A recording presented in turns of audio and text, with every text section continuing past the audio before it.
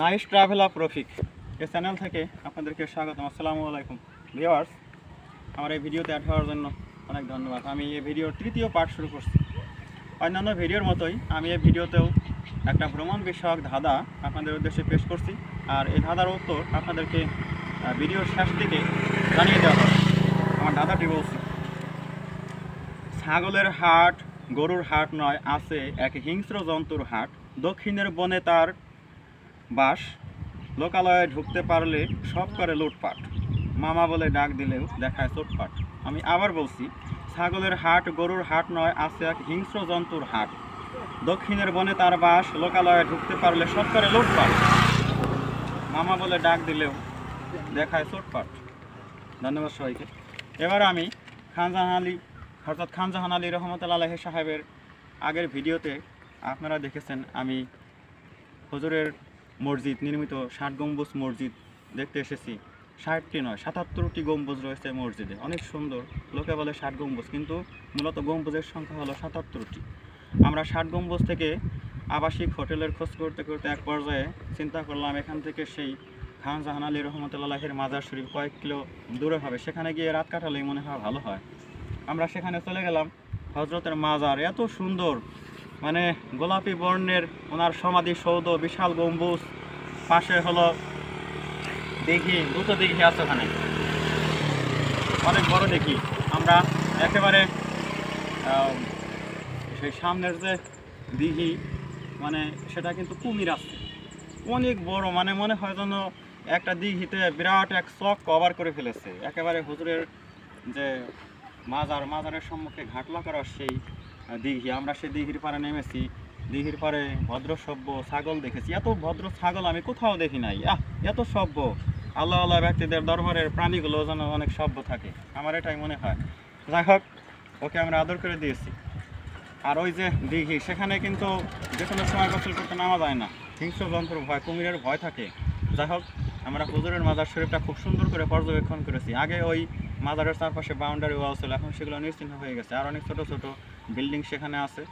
আর মাঝখানে হলো রাজার গৌরবে মাটিতে স্থাপিত সেই দৃষ্টিনন্দন প্রাচীন স্থাপনা। আজ থেকে কয়েকশো বছর আগে হজরত খানজাহান আলী রহমতুল্লাহ উলুগ খানজাহান আলী রহমতুল্লাহ সেই সুদূর আরব থেকে বাংলাদেশে ইসলাম প্রচার করার জন্য রাজ পরিবারের সন্তান, তিনি এসে বাংলাদেশে কতই কীর্তি না রেখে গেছেন, কতই মসজিদ, আরও অন্যান্য মসজিদ, দিঘি, খানজাহান আলী যে সড়ক সে নির্মাণ করছে, সড়ক আমরা দেখে এসেছি।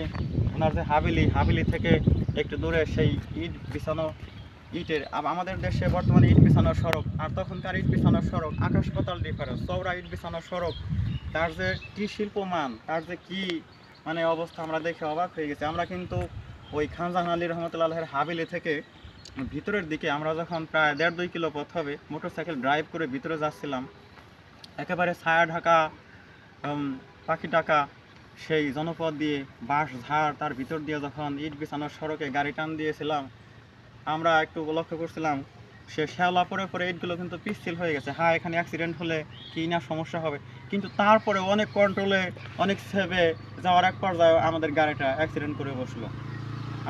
তখন আমরা দুইজন পড়ে গেলাম। গাড়ির এই যে স্ট্যান্ড থাকে, এই যে স্ট্যান্ড থাকে না, রড থাকে, গাড়িতে নেই। ওই স্ট্যান্ডটা মানে একেবারে ইটের সাথে লেগে ইটের এখানে মানে গর্ত হয়ে গেল, আর আমরা এইভাবে দুইজন পড়ে গেলাম। কি যে সেই অ্যাক্সিডেন্ট! আজও সেই পথে প্রায় এই পরিমাণ জায়গা, মানে এই ছিলে গেছে, রাস্তা ছিলে, মাঝখানে একটা গর্ত হয়ে গেছে। আপনারা যদি বাগেরহাট যান, আজও হয়তো পর্যবেক্ষণ করলে আমাদের সেই অ্যাক্সিডেন্টের সেই প্লেসটা আপনারা নিজেরাও পর্যবেক্ষণ করতে পারবেন, যেখানে খানজাহান আলী রহমতুল্লাহ সাহেবের হাবেলি, মানে বসতবাড়ি থেকে এই যে সামনে একটা মসজিদের ফাউন্ডেশন দেখতে পাবেন আপনারা। মসজিদের ফাউন্ডেশন এই যেখানে শেষ হয়ে গেছে, এখান থেকে একটা রাস্তা ভিতরের দিকে চলে গেছে। এই রাস্তাটায় প্রায় 600 কি 800 হাত লম্বা হবে।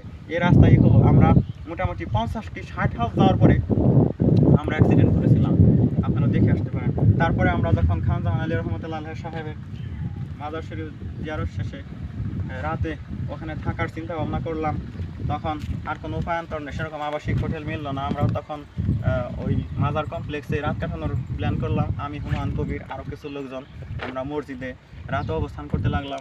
রাতের গভীর হলে মসজিদ কর্তৃপক্ষ থেকে বলা হলো যে এখানে থাকা যাবে না, আপনারা ভিতরে একটা প্লেস আছে পর্যটকদের থাকার জন্য, আপনারা সেখানে গিয়ে থাকবেন। তাদের কথা মতো আমরা সেখানে গিয়েই একটা টিন শেড ঘর অনেক বড়, আমরা সেই তার পরে হলো মাজারের শেষে একটা বিরাট ঘেঁষো চত্বর, আমরা সেই চত্বরের পাশে সেই টিনের চৌচালা ঘরে আমরা রাত্রি যাপন করলাম। আমাদের গাড়িটাকে আমাদের থেকে একটু দূরে, মোটামুটি 10-20 হাত দূরে রেখে দেওয়া হলো। আমরা কিন্তু আমাদের চোখে কিন্তু সেরকম ঘুমার ছিল না, হ্যাঁ যে ভ্রমণ করতে এসে কিন্তু একটা এই গাড়ির নিরাপত্তা কিন্তু নাই, গাড়িটা যদি আমরা হারাই তাহলে কিন্তু একটা দুঃখজনক বিষয়। যাক আমাদের বেশি ঘুম ছিল না। আর গভীর রাতে সেখানে কিছু আড্ডাও লক্ষ্য করা গেল, কিছু মহিলা আনাগোনা হলো, একটু দূরে মহিলা পুরুষ অনেকের আনাগোনা হলো। আর আমরা আমাদের মতো ভদ্রভাবে আমরা গাড়িটাকে সেভে রেখে রাত কাটাতে লাগলাম। হঠাৎ করে একটা মানে অস্বাভাবিক কিছু মানে ঘটতে যাওয়ার মতো অবস্থা হলো। আমরা দেখতে পেলাম যে ওই দূর থেকে একদল বখাটে টাইপের ছেলে, নাস্তান ভাবে আর কি, সম্ভবত আমাদের গাড়িটা হাইজ্যাক করার জন্য এসেছিল। ওরা ওইখানে এসে একেবারে এইভাবে দাঁড়িয়ে পড়লো সবাই, সেনাবাহিনী যেভাবে স্ট্রংলি দাঁড়িয়ে থাকে ওরা ওইভাবে দাঁড়িয়ে গেল। ওরা চিন্তা করতে লাগলো যে কি গাড়িটা কি নেওয়া যাবে কি নেওয়া যাবে, কী যে ভাবলো ওরা জানি না। তবে আল্লাহ পাকের অলির এলাকা, হয়তো কোনো না কোনো দিক দিয়ে তো অবশ্যই আমরা সেফটি পেয়েছি, আল্লাহ রক্ষা করেছেন হজরতের সম্মানে। দেখা গেল যে ওই ছেলেরা আমাদের এখানে আসবে কিন্তু ইতস্তত করতেছে যে এটাকে হাইজ্যাক করবো নাকি করবো না, এমন একটা চিন্তা ভাবনা। হঠাৎ করে দেখা গেল সেই ছেলেরা কেটে পড়লো, আমরা তখন একেবারেই নিরাপদ হয়ে গেলাম। সেদিনের সেই দুর্ঘটনা ঘটার মানে পর্যায়ে এসেও যা ঘটলো না, এর জন্য আমরা কিন্তু সত্যিই গর্বিত।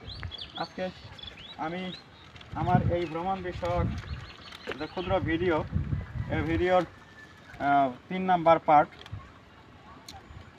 পার্টে আমি একটা ধাঁধা উপস্থাপন করছি, ভ্রমণ বিষয়ক যে ধাঁধা, আমি ধাঁধাটি বলছি এবং এর উত্তর হলো আমি ভিডিও শেষ পর্যায়ে বলে দেব।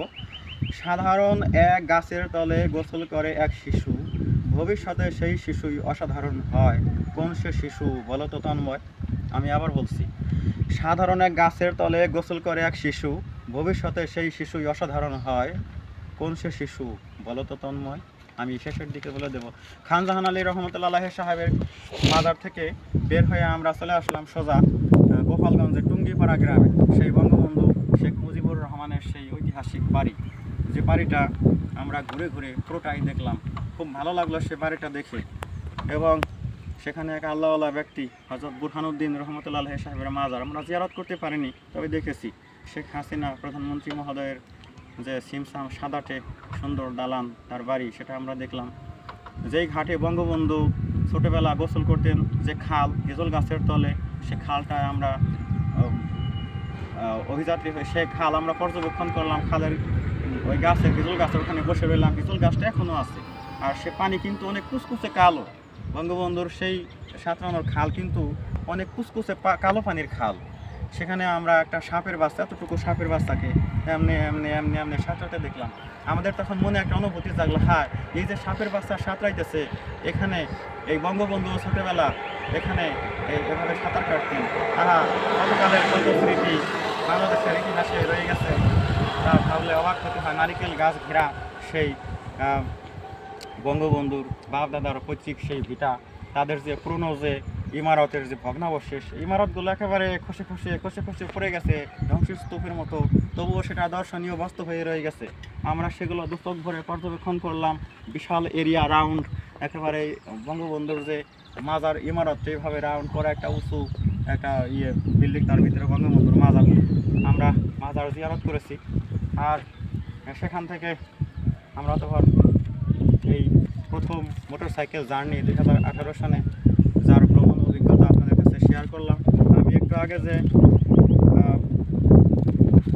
ভ্রমণ বিষয়ক ধাঁধা আপনাদের উদ্দেশ্যে পেশ করেছিলাম, সে ধাঁধার উত্তর আমি এখন বলে দিচ্ছি। আমি বলছি সে ধাঁধা আবার।